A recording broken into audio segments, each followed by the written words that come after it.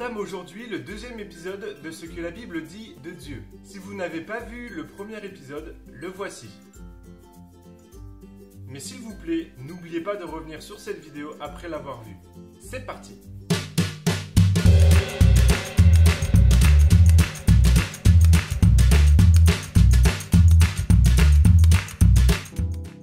Nous avons vu qu'un excellent moyen de connaître quelqu'un est de savoir comment on l'appelle. Une citation très intéressante dit « Tu es ce que tu fais, pas ce que tu dis que tu feras ». Les actions et les œuvres d'une personne permettent de déterminer qui il est. Par exemple, une personne qui donne de ses ressources aux pauvres, on dira d'elle qu'elle est généreuse. Un père de famille passant du temps avec ses enfants, on dira de lui qu'il est un papa poule. Aujourd'hui, j'aimerais qu'on réfléchisse ensemble aux œuvres de Dieu.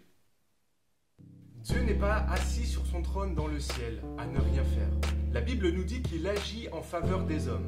Les œuvres de Dieu sont multiples. J'aimerais en voir quelques-unes avec vous. Dieu est créateur.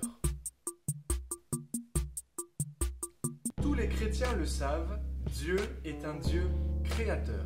Tout ce que nous voyons, la terre et ce qui s'y trouve, est la création de Dieu. Il a créé l'immensément grand et l'infiniment petit. Mais ce qui est extraordinaire à propos de Dieu, c'est que sa création ne peut le contenir. Il est bien plus grand.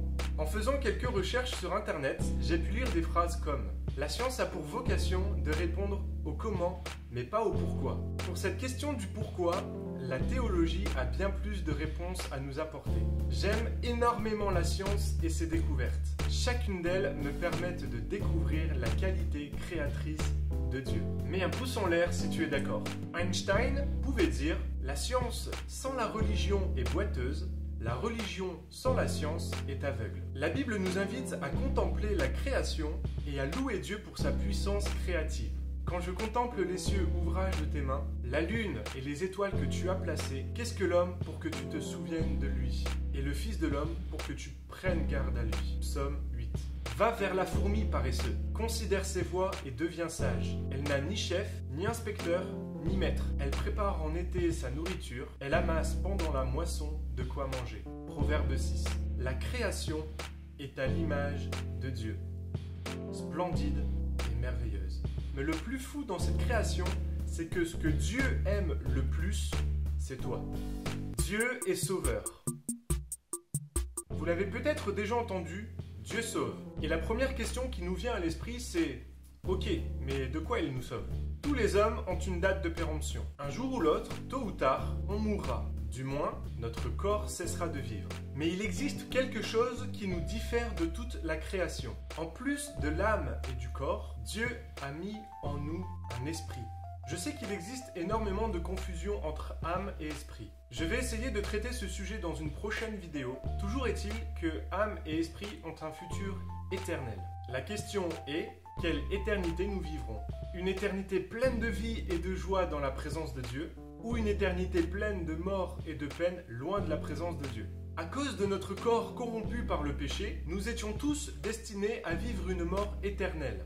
Allez voir ma vidéo sur le péché. Et c'est de ça que Dieu veut nous sauver. Parce que Dieu nous aime, il veut que nous vivions l'éternité dans sa présence. Il œuvre pour que l'homme soit réconcilié avec lui. Et que fait-il pour ça? La condamnation du péché, c'est la mort éternelle. Car Dieu ne peut rien accepter d'impur dans sa présence. Ça n'est pas un caprice, c'est contre sa nature. Comme l'huile ne peut pas se mêler à l'eau. Il fallait que quelqu'un prenne la condamnation du péché sur lui, c'est-à-dire la mort, pour que l'homme soit sauvé. Et qui a rempli cette fonction? Je vous laisse 10 secondes pour trouver.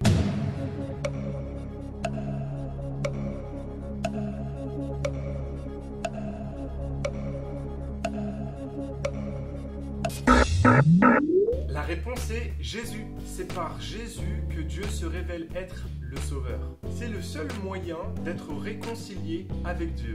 La seule chose que nous avons à faire pour être sauvés de la mort éternelle, c'est de reconnaître que nos fautes ont été portées par Jésus à la croix et de demander à Dieu pardon pour cela. Dieu œuvre pour toi.